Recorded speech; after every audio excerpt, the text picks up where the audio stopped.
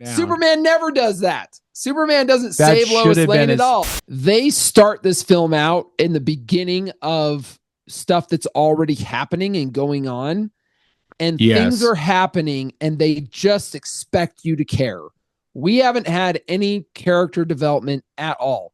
We don't know why Lex Luthor's doing what he's doing. I would argue by the end of the movie, I still don't know why Lex Luthor is doing what he's doing.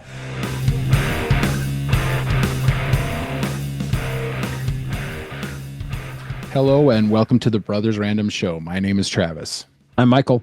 And we are two ordinary brothers discussing extraordinary ideas and some random shit. Michael, why are we here?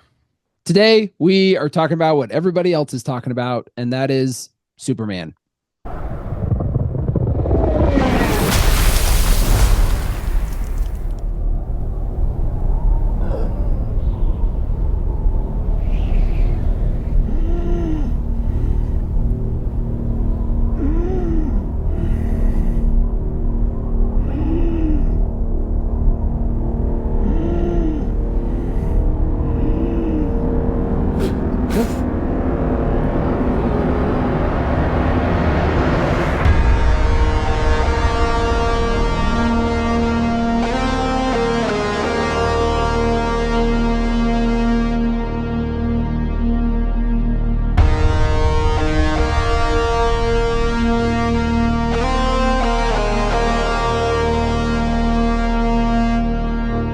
Superman is written and directed by James Gunn. If you don't already know, Superman was originally created by Jerry Siegel and Joe Shuster. And let's, before we get really into it, what is your favorite Superman incarnation? Did you read any of the Superman comic books at any point? I didn't grow up reading comic books. Comic books weren't a big thing in our home.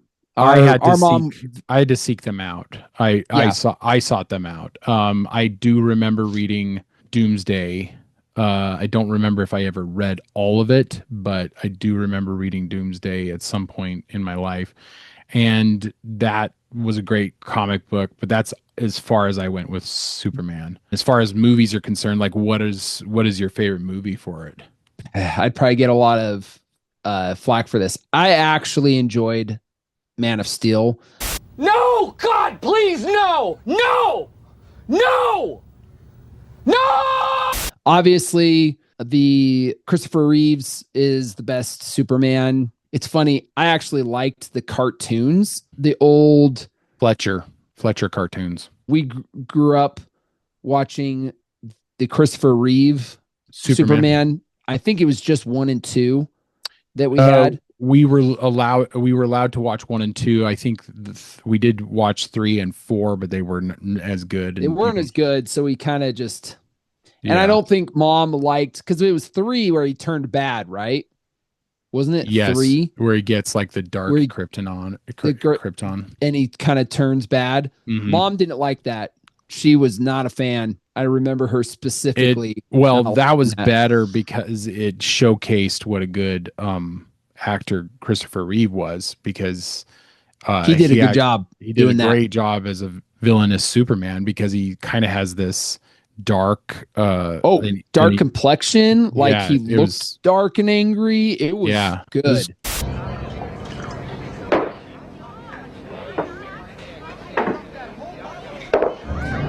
I just didn't like how that ended with the robot stuff. All the robot stuff was really weird and goofy. Yeah. But I mean, this was the 70s. Yeah. 70s, 80s. They kind of went overboard with those movies. They pushed out Richard Donner, who was the director of the first one, and he kind of was fired from the second one, famously. The Superman franchise itself has kind of had these ups and downs and fits and starts kind of thing. Yeah, like it had an old series, then Smallville came out, and Smallville did awesome. Was well received.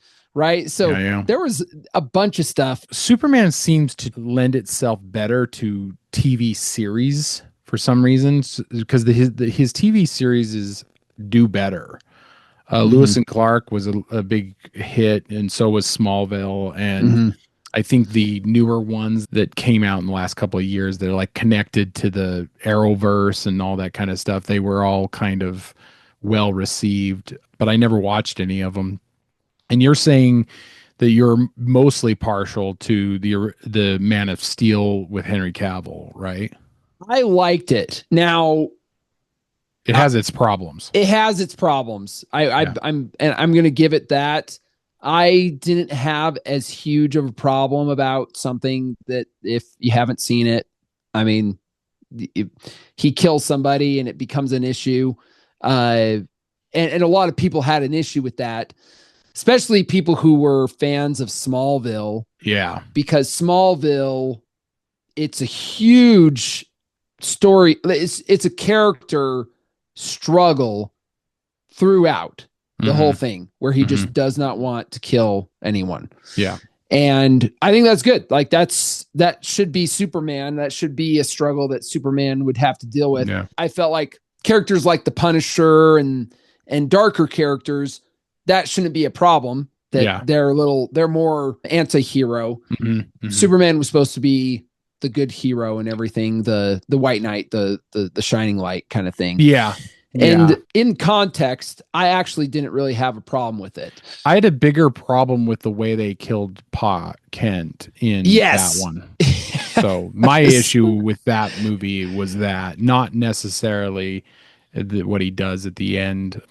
Sure, it's a big issue as well. I felt like Henry Cavill did a really good job. Yes, as Superman. Henry Cavill was better than the movies that he was in, and he tends to keep doing that. Like, he tends to be better than the material that he's in, which is a rare thing. I hope that he finds his footing in something really, really good.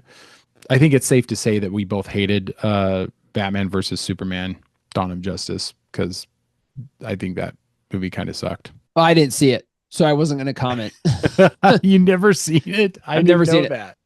Nope. It's quite terrible. Well, that's what I heard, so I just never watched it. First, we're going to talk about initial thoughts, and then we're going to get into spoilers afterwards. Michael, what are your initial thoughts? A very, very, very just low case. Okay. That's what I'd say. My kids liked it. After the film, I was kind of critical, and my kids were like, "Why didn't you like it, Dad?" And I didn't want to like rain on my kids' parade. Yeah. I not a fan, really. I mean, didn't really like it. When push comes to shove, wasn't really a fan. We can get into some of the reasons. Overall, it was just messy. That is one big pile of shit. There was just so much kind of going on. There was this story and it could be over here and let's have a serious moment, but also have it comical because there's something in the background that's distracting. That's a big problem with James Gunn. Every time he has a sincere moment, he kind of craps on it by having a comedic moment right afterwards, or before it, or in the middle of it. It's a problem. I loved it in Guardians of the Galaxy. It was really good in Guardians of the Galaxy. Although Superman's more earnest. Superman needs to be more earnest. In Guardians of the Galaxy, I didn't really come in with, and I this is probably a me problem when I come in with already preconceived things about Superman. Because Superman's my favorite superhero. And with Guardians of the Galaxy, there was kind of none of that. It felt like he could just make whatever he wanted and just kind of make it what it was. And that's totally fine. Yeah. But it felt like they were trying to Guardian of the Galaxy eyes Superman, and it didn't really work. Okay, I'm going to say that I kind of liked it because of the optimism in it. I think we're kind of due for something that has a little bit more optimism. I will admit, sincere moments were kind of shit on with funny little anecdotes, and James Gunn needs to back off on that. Stop it. Get some help. Those are pretty much my thoughts without spoilers. Should we get into spoilers? Yeah. Tell me all the issues that you had with it. Because I think we're going to find that we kind of disagree on. Big spoiler is that it turns out there's a recording from his parents, and that the recording, he's only had a small portion of it. Yeah. And he's kind of filled in what he thought they were saying for him to live among the humans and protect them and do good for the humans. Yeah. Well, it turns out that Lex Luthor comes in and fixes the rest of the recording.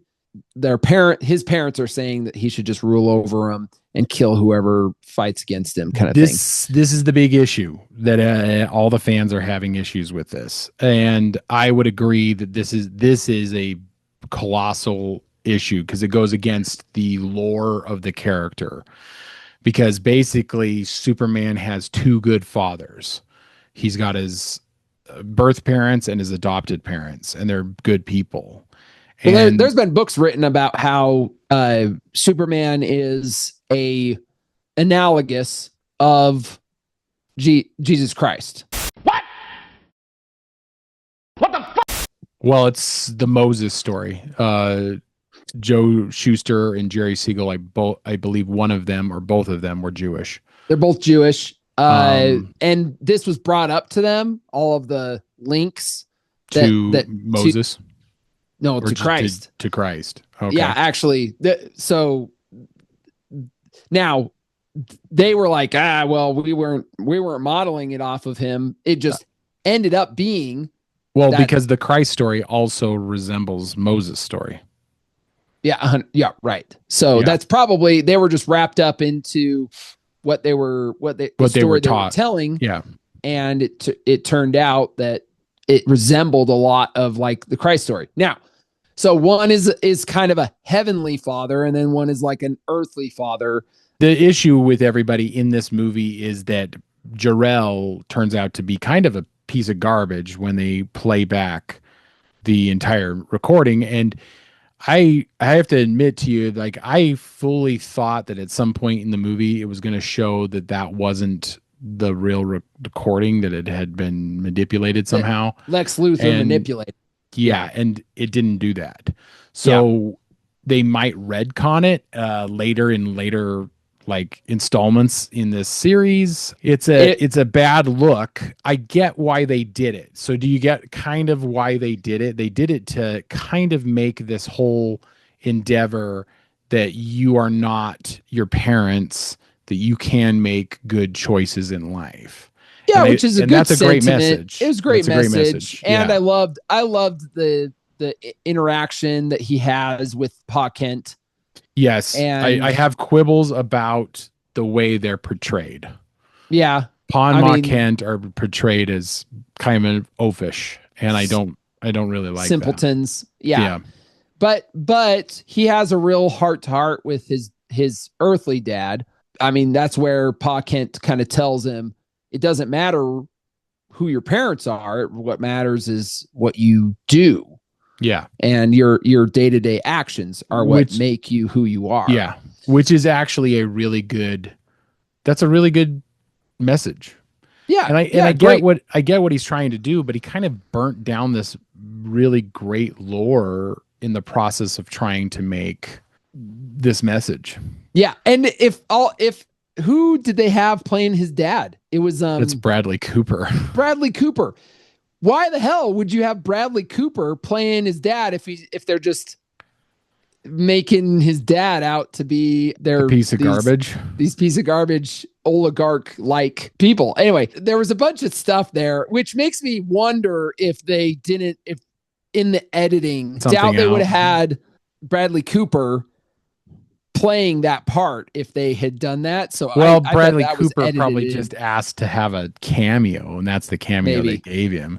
Because I mean, there's a ton of people, like a ton of little cameos in this. Like all of James Gunn's friends are like in this. Because that was one thing I loved about Man of Steel was Russell Crowe being Superman's dad. Oh yeah, was just perfect casting. It was perfect so good. Anyway, that being aside, this Superman, I actually really love the actor they used. I don't know his name. David Cornsweet. Okay, really good. Terrible last name, but he's good. He's good. Very, very good. The script was really bad. There were so many just on the nose, horrible things about the script. Give me an example. Like oh my gosh. Okay, I agree, but I can't really put my the end. The ending fight was just. It was so on the nose. For reals, guys. It was like Lex Luthor's yelling at him, "Why are you smiling?" And Superman's better brains than bronze. And he whistles and the dog comes. I'm like, oh my gosh. No, really? And then, oh gosh. Well, and then the monologues towards each other at the like last battle scene. I'm sorry. It was like, why do you hate me so much? And then Lex Luthor's monologue, I hate you because you're so great. And then the Superman's monologue, but I have feelings and I struggle too, like everyone else. And that makes me human. I think we might be a little too cynical for this movie. Maybe. That's why my kids liked it. You got the dog coming in and after their two monologues, and then the dog comes in and starts throwing Lex Luthor around. I had my problems with Lex Luthor just in general. First off is like starting out from the movie, and we probably should have gone over this at the beginning before spoilers, but starting out, they start this film out in the beginning of stuff that's already happening and going on.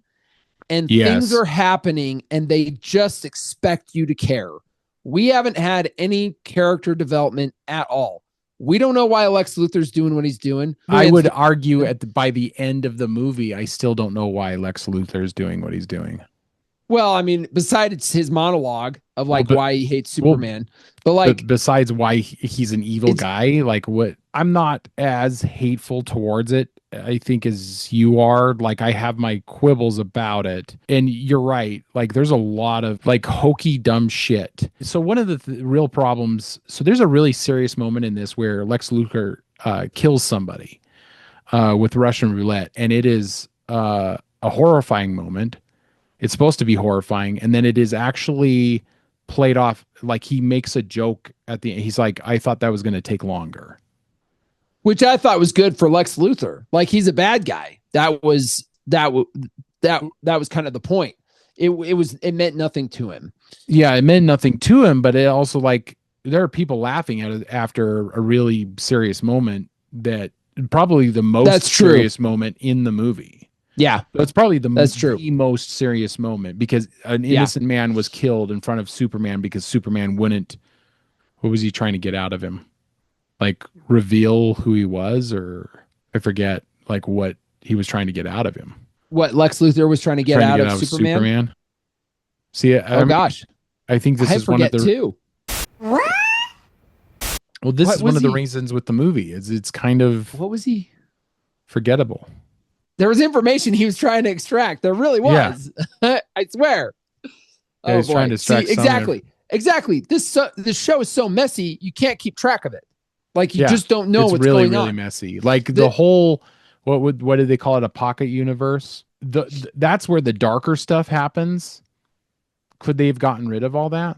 I mean, I think you could have. Sure, they could have got rid of the big giant kaiju, like the big giant beast that he fought. Well, like, they could have. There's so many things they could have just not had. That was, you know what I did like about it is that we're finally able to have a straight romance. And that's true. This is what's been bugging me about Hollywood for a long time. Did you see what they did to the straight romance, though? Let me elaborate, because in most films that we grew up on, the woman is like, I love you. And then the man is like, kind of, he's not sure about commitment, and he's not sure about saying I love you, kind of thing. And it was completely opposite. Yeah, it's completely opposite. The guy is like, oh, oh, I love you. And then the girl is like, oh boy, I don't know. This plays into his character, right? So Superman's character is somewhat naive and somewhat just ready to be hopeful all of the time. And I think that's good because that actually shows that he would be more open to love. Oh boy! Because he wouldn't be a cynic like Lois Lane. Lois Lane has probably had several other relationships. This is maybe even be his first relationship, and she's been dumped and all that kind of stuff. So he's like all in. And this is kind of where men and women, the battle of the sexes has kind of fallen, is that women are less likely to commit than men are now. It might be just a sign of the times. Yeah. But I did think it was sweet because they go off somewhere private and she turns around and just I don't know what him. I don't know what that was cool. That did something to me. Like, I mean, I was like, holy shit, that's awesome. That's awesome that we have that moment, because they obviously have really great chemistry. She's hot, and they weren't like shy about making the women in this hot. It's good to see this. It's good to see a man, a woman, a relationship like that. And I think that was the plus of this movie. But I get what you're saying. It is a mess. It is a messy movie. They introduced Guy Gardner, who's Green Lantern. He's kind of known in the comic books as this really just a jerk. Like, he's just a jerk and everybody kind of hates him, but he's like one of those people that you kind of love to hate. Mm-hmm. So they really did great with him, and they're the perfect casting with Nathan Fillion from Firefly. Perfect casting. Mr. Terrific kind of steals the show in this. I was going to say, this is a Superman film, but this is a Superman film where you don't really see Superman do any cool shit. The coolest thing he did was the scene where they're going to try to get these nanobots into his lungs. Oh, yeah. And so he flies up and he comes down. So that thing, that was pretty cool. It wasn't really like a kick-ass moment. You don't get any kick-ass moments from Superman. Well, it confused me because does he need our air? But dude, yeah, I mean, because at the very end, after the credits scene, they're on the moon, and it's just like, wait a minute, I thought he couldn't. Yeah, I thought he couldn't. His lungs couldn't manage without air. It's like there's a lot of inconsistencies. I don't even know. A lot of inconsistencies. Whatever the plot needs, just make it happen. And it feels like they kind of invented a new way to kill Superman by suffocating him. Yeah, they need the stakes. They needed the stakes to be high, and like they needed that. Anyway, that was kind of bizarre, but that's the only kind of cool moment that Superman has. You don't get any kick-ass moments. The only kick-ass moment you have in this film is from Mr. Terrific. He's a character I've never heard of. He was the only kick-ass moment where he makes a shield over Lois Lane. It's funny that he makes a shield over Lois Lane and he protects her while everything's going down. While everything's going down. Superman never does that. Superman doesn't save Lois Lane at all. That should have been a scene for Superman. But that was probably the best moment in the movie, and it didn't even have Superman. It was the best moment in the movie, and Superman had nothing to do with it. That's what I'm saying. It's like making a movie about the 4th of July and not liking America. It's like making a movie about Superman and not really liking he was Superman. in it, but it was just it just seemed like the film didn't like Superman. As you watch it, you're just like, oh, he gets his badass moment. The dog gets its badass moment. You're right. Superman's badass moment is where he talks about how he has feelings and he's scared and he wakes up scared, and you're like, what the hell? Okay, all right. Let's make Superman have emotions. Oh, I feel I'm human. I have emotions. It's like, I'm just, with all of its faults, at least Man of Steel, he was stoic. Yeah. Henry Cavill, he was stoic. Now, this is not a casting problem. This was a script problem. 100%. It was like the actors were doing the best they could with the script they had. Here's what gets me. Okay. I've heard so many people try to defend this movie. Well, this movie's for kids. Okay. It's for kids. It's for kids. Like that's dorky, but it's for kids. That's dorky, but it's for kids. If it is for kids, and then you've got have Supergirl show up drunk. Flying in drunk for a laugh. He's like, she likes to go to these other planets where she can go get drunk, and then she comes back drunk, and it's like, what? Bro, what are you talking about? So, okay, if it's for kids, then that's not cool. If they're supposed to, okay, this is, and if this is getting it ready for Supergirl, yeah, like we're screwed. And that's going to be like something to look up to for young girls. This drunk girl, Supergirl. The idealistic woman is this drunk party girl. Partying across the universe. I did laugh, but at the same time, like, I scoffed. I was just like, "Are you kidding me?"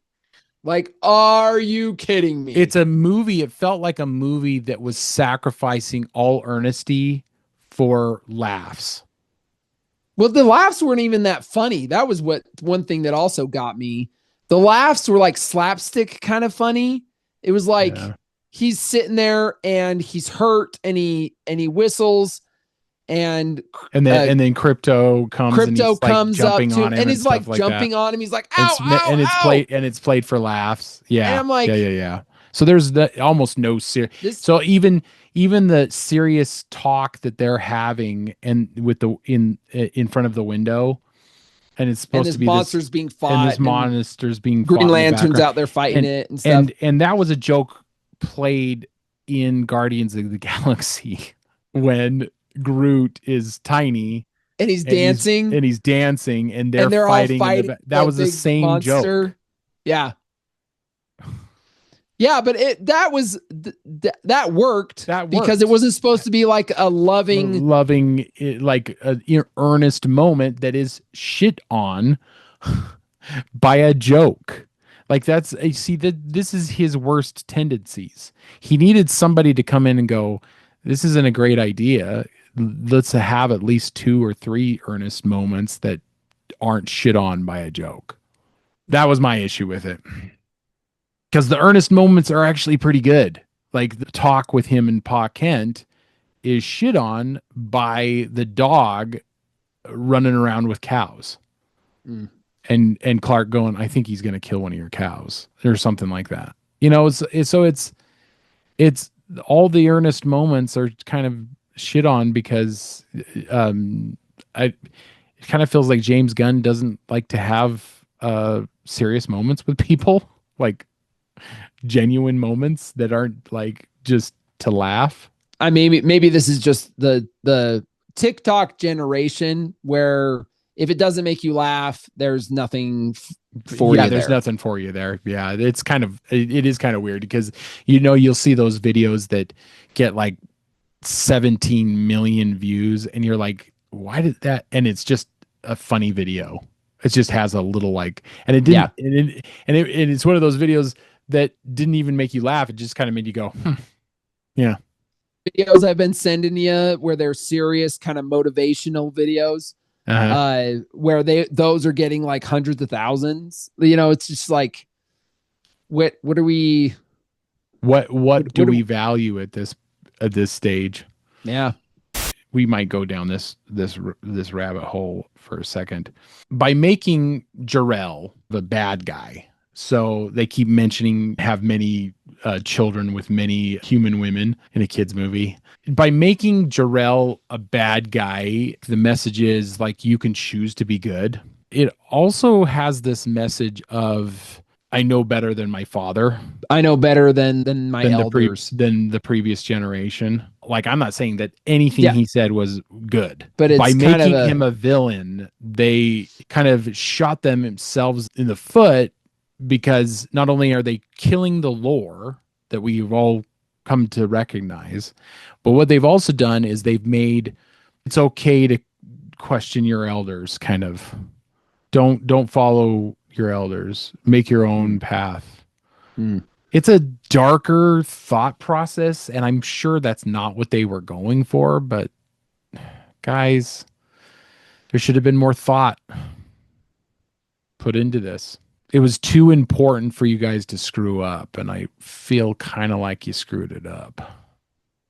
What sucks is I think it's going to make a lot of money, and they're all going to pat their backs.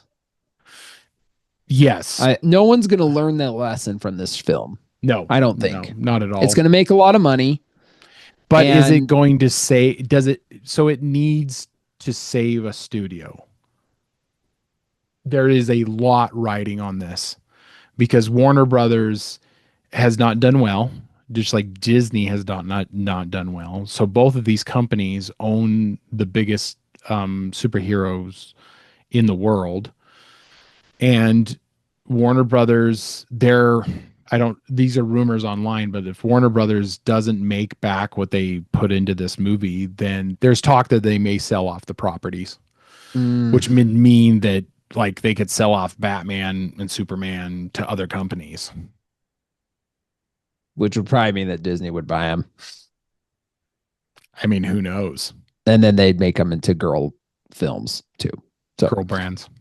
Girl brands, yeah. It's been hammered a lot online about the lack of masculinity in this film. I would agree with that to an extent. I have no problem with them having Superman show like affection and show that he has weaknesses and he's flawed and things like that. I feel like when it comes to being a man, the point is to have moments where you can be emotional and be vulnerable, and then have your moments where you're going to tear someone's head off. Well, it goes back to the virtuous monster. We are here to provide, protect, and procreate. You can't be so good to people that you can't also be the protector of them. So that means that you have to have a little venom. You have to have a little dark. And you've got to be able to balance those really, really efficiently. Most men lean too much to one side or too much to the other. And especially if you're a creative.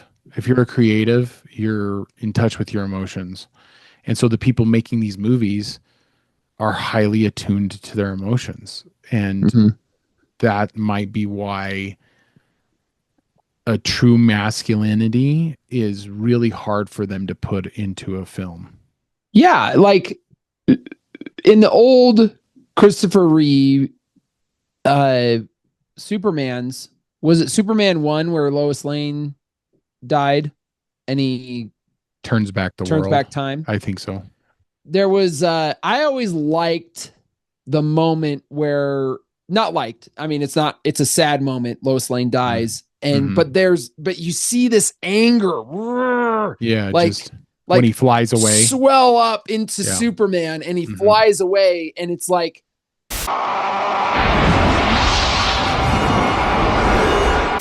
no matter what, something is going to change here. He's going to change something. Now it's kind of dorky, turns the world around and he turns back time. And it's a little, it's a little cartoonish, in a sense, but to have that moment of like anger from Christopher Reeve was like, I don't know. I felt like there was something there. It was okay. There was power in that. And that was okay. Righteous rage. Sure. Yeah. That you never saw anything like that from this Superman.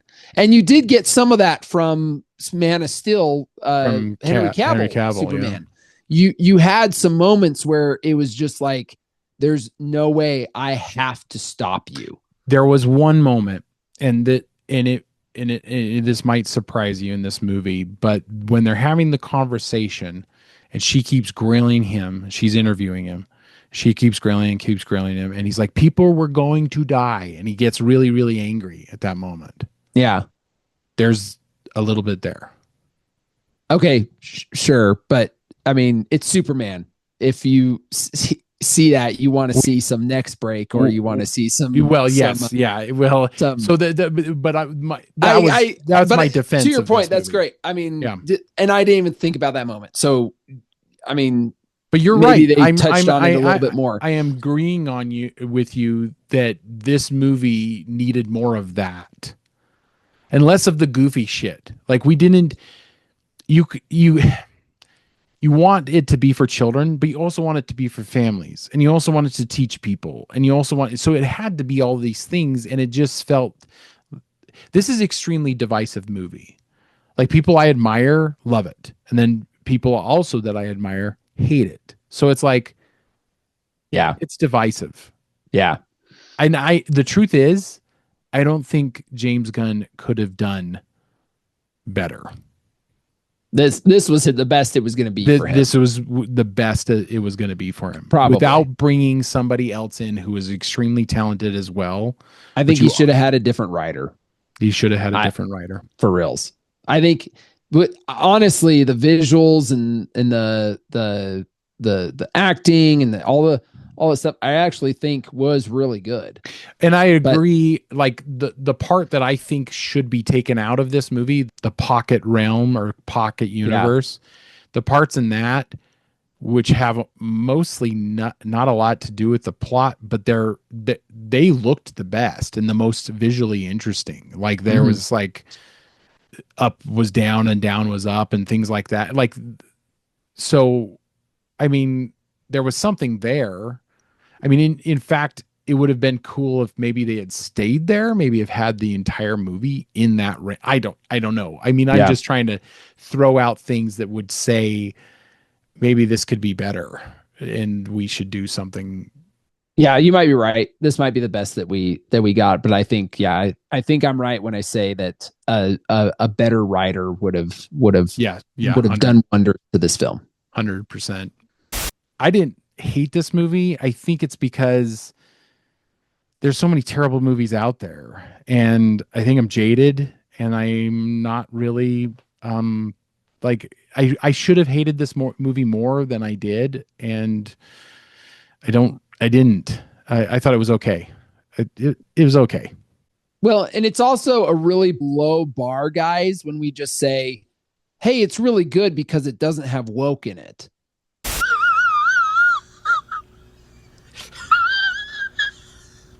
And then that's it. Yes. I mean, it's like, that's no, a low guys, bar. That's a low bar. But am I right? Like, yeah, you're right. You're completely right. It's like just because it doesn't have woke in it doesn't mean it's a terrible movie, because it is. It is. I'm going to say it. I think it is. But just because it doesn't have woke in it, it doesn't negate that. But that's where we are. That's where we're at. I think that's where we're at. So a lot of these guys that are like kind of praising it, I'm just like, okay, yeah, it didn't have any woke in it. It was actually pretty, somewhat even anti-woke, a little bit more on the traditional side, I guess you could say. But still, this movie had so many problems. It wasn't completely on the traditional side, because they still didn't say truth, justice, and the American way. Which was... They can't say that because everybody hates America. Yeah. And what's ironic about it is the only reason this movie exists is because of America. You think they're going to make this movie in Iran? You think they're going to make this movie in the Congo? There was an American flag in it. Oh, there was an American flag. Oh my gosh. It's just, wow. The bar is low. I think that's what we can put it down that's to. what we can learn, is that the bar is low. Check us out on social media, Spotify and Apple Podcasts. Just look for The Sword in the Skull. If you liked this, you are the subscriber we're looking for. Until next time, keep reading, keep listening, keep watching, learn more. We'll see you, brother. See ya. There you go, son. Now get out of here. You're bothering me.